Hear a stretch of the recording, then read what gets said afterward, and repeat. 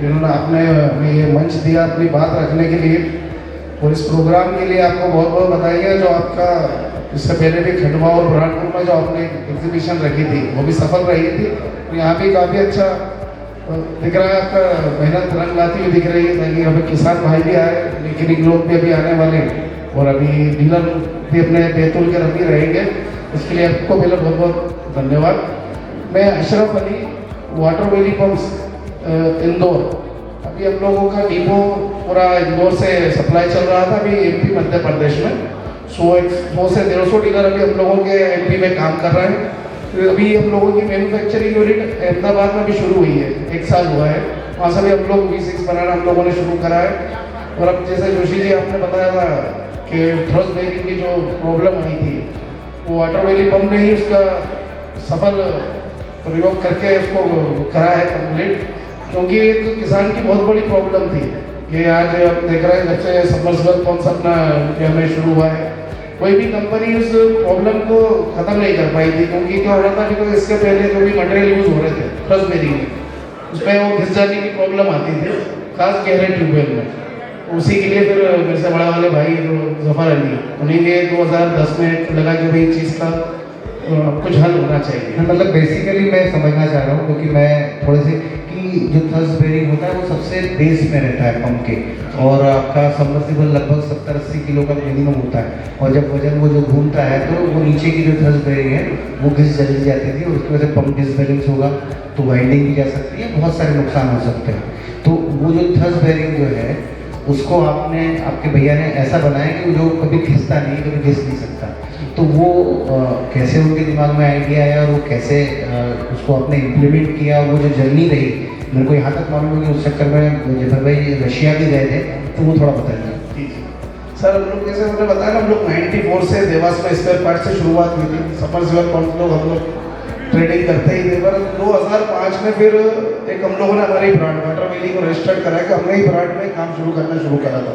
2005 से 2010 तक ये सफ़र चलता रहा। फिर इस बीच जब गहरे ट्यूबवेल होने लगे 2010 में, आपने देखा होगा कि वाटर लेवल नीचे गया था, जैसे 500 फीट पे, 600 फीट पे, 700 फीट, 800 फीट तक गहरे ट्यूबवेल जाने लगे थे। तो सर जब हमने देखा कि जब हम अच्छे से अच्छी कंपनी का थ्रस्ट बेरिंग यूज़ कर रहे थे हमारी ब्रांड में वाटर वैली में, पर भी वो एक कंप्लेंट बनी हुई थी। फिर हम लोगों की इस चीज़ पे चर्चा हुई कि इस चीज़ का कुछ तो सोल्यूशन होना चाहिए। फिर जितने भी इंडिया के लीडिंग मैन्युफैक्चरर्स हैं थ्रस्ट बेरिंग के, उन लोगों से भी ये बात हुई, बाकी उनसे भी कोई ऐसा हमें जवाब नहीं मिला क्या भाई इस चीज़ का, या तो वो कुछ ऐसा भी बोलते कि हम लोग इस पर लगे हुए हैं, इस प्रॉब्लम को दूर करेंगे, आप थोड़ा सा वेट करिए हो जाएगा। बाकी कहीं भी ऐसा कुछ जवाब मिला नहीं कि भाई। फिर जफर भाई भी लगी मुझसे बड़ा वाले भाई को कि यार इस चीज़ का कुछ तो मटेरियल ऐसा आता होगा कि ये समस्या प्रॉब्लम दूर होना चाहिए। क्योंकि जैसा आपने भी बताया, किसान का जो थ्रस्ट बेरिंग घिसने से वाइंडिंग भी जलती है, पंप भी उसी की वजह से जब प्ले खत्म होती है तो पंप के बाउल एम्पलर भी खराब हो जाते हैं। तो वो भी करीबन जैसे अगर पर 12.5 HP पे जो 500-600 फीट के पंप की बात करें, तो एक 600 फीट के पंप में 13 स्टेज का कम से कम पंप लगता है उसमें। तो जब 13 स्टेज का अगर सिर्फ हम पंप की बात कर ले तो करीबन 5 से 8 हज़ार रुपये का सिर्फ बाउल एम्पलर उसको बदलना होता था किसान को।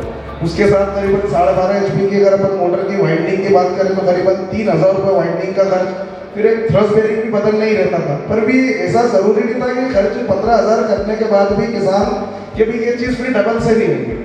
तो इस चीज़ को फिर आईना R&D करी 2010 में।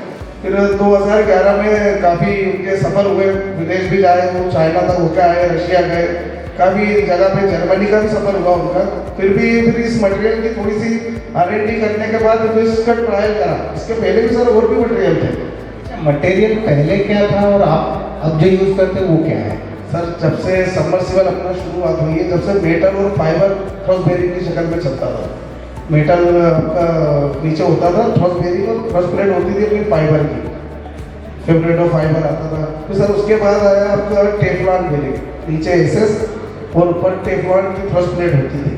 फिर सर इसके बाद जो मटेरियल अभी रनिंग में चल रहा है, जो कंपनी ये यूज़ कर रही है अभी भी, तो सर नीचे होता है SS मटेरियल, ऊपर होता है अपना कार्बन मटेरियल। बस सर वो सॉफ्ट होता है कार्बन मटेरियल, थोड़े टाइम बाद या वही बात आती है रोड पे या गहराई पे जाने के बाद उसकी कंप्लेंट बनेगी। आज भी कार्बन घिसता है, सभी मैकेनिक लोगों को भी पता है, एंड यूजर जैसे अपने किसान को नहीं पता है, प्रॉब्लम है। फिर सर ये जो हम लोगों ने मटेरियल जो R&D करा है ये सिलिकॉन कार्बाइड है सर, एक सिलिकॉन कार्बाइड है और नीचे एक मटेरियल आता है टंगस्टन कार्बाइड। इसकी हार्डनेस बहुत होती है सर, इसकी 1800 टेम्परेचर पे भी ये मटेरियल सर गर्म नहीं होता है, इसकी इतनी हार्डनेस होती है। कई बार वही होता था कि रोड की भी एक प्रॉब्लम से बेरिंग घिसता था। दूसरा आपका जो रेती मिट्टी वो तो बहुत बड़ी दुश्मन थी, जो मैंने आपको तीनों मटेरियल के नाम बताए वो तीनों मटेरियल घिसते ही वो एक दूसरे का दुश्मन है सर, विपरीत, मतलब वो चीज़ होना ही नहीं सामने। पर अपना जो सिलिकॉन कार्बाइड से मटेरियल से जो बेरिंग बना है सर, आपका गहराई पे तो काम करता ही है, आपको रेती मिट्टी में भी ये काम करता है। तीसरा सर इसमें फ्रिक्शन फ्री है, इससे एम्पियर में भी फर्क पड़ा, बिजली भी बचा रहेगा। और खास जो एक लोड वाली प्रॉब्लम है वो तो दूर हुई सर सिलिकॉन कार्बाइड से। और इसके लिए हम लोगों को भारत सरकार से पेटेंट भी मिला। 2012 में हम लोगों ने एप्लीकेशन लगाई थी पेटेंट के लिए। ये आविष्कार हुआ है, इसके पहले जो बेरिंग यूज हो रहे थे वो खराब हो रहे थे, किसी भी कंडीशन में खराब हो ही जाते थे। फिर उसी के लिए जब सिलिकॉन का हम लोगों ने एप्लीकेशन लगाई 2012 में, सर आप मानेंगे कि सर 5 साल बाद ये मटेरियल ग्रांट हुआ है, सॉरी 7 साल में, 2019 में हम लोगों को ग्रांट होकर मिला। उसकी इतनी होती है कि भाई जांच होती है पेटेंट ऑफिस में कि भाई ये वाकई में जो बोल रहे हैं ये इस चीज़ का रिजल्ट आया है कि ये चीज़ वाकई में जो पहले बन रहे थे उससे ये चीज़ रिजल्ट दे रही, जब जाके सर ग्रांट होता। सर 2019 में हम लोगों को ये ग्रांट हुआ था कि मटेरियल। क्या बात है, बहुत बहुत बधाई। और ये हम मध्य प्रदेश के लिए भी सम्मान की बात है कि जिस पंप इंडस्ट्री के अंदर टेक्नोलॉजी जर्मनी और अन्य देश की चलती थी, वहाँ पर उस इंडस्ट्री में आपने आपका खुद का कुछ एक नई टेक्नोलॉजी लाई और पंप को एक नया मतलब नया जन्म दिया। आप कह रहे हैं कि तो वो चीज़ खराब ही नहीं होती है, वो बहुत बड़ी बात है। क्योंकि पहले मैंने एक बार बीच में सुना था कि एक वाइंडिंग वायर वालों ने कंपनी ने कहा था कि हमारा पंप जलता ही नहीं है, पर वो बाद में ऐसा कुछ हुआ नहीं। पर आपने तो पेटेंट मिल गया है, आपने 7 साल तक इसको स्ट्रगल करके पेटेंट लिया है, तो निश्चित रूप से आपने जो किया है वो वाकई सक्सेस हुआ है। तो आपको बहुत बहुत बधाई। और अशोक भाई बहुत बहुत धन्यवाद, आपने समय निकाला और आपका हमारे साथ आया भी। और सबको इतनी क्या होता नहीं, ये जानकारी क्या है ये किसी को इतनी मालूम नहीं होती है, तो हम ये चाह रहे थे कि सब तक ये जानकारी पहुँचे, है ना। तो बहुत बहुत धन्यवाद आपका अशोक भाई। जी सर, शुक्रिया, थैंक यू।